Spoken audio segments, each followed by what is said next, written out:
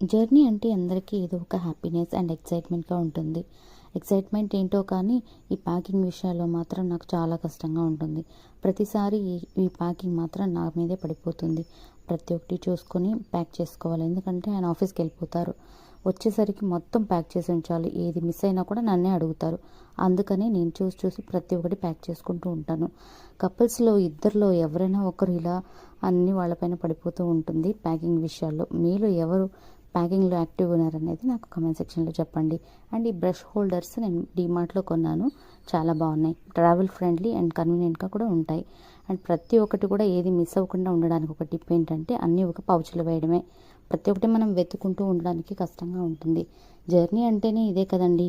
ఇంకేం చేస్తాం, ఏదో ఒకటి ప్లాన్ చేసుకోకపోతే కుదరదు కదా. సో నేను కూడా అలాగే ప్రతి ఒక్కటి చూసి చూసి ప్లాన్ చేసుకున్నాను. అండ్ జర్నీకి స్టార్ట్ అయిపోయామన్నమాట. ఎక్కడికి వెళ్తున్నాం అనేది నెక్స్ట్ వీడియోలో చెప్తాను.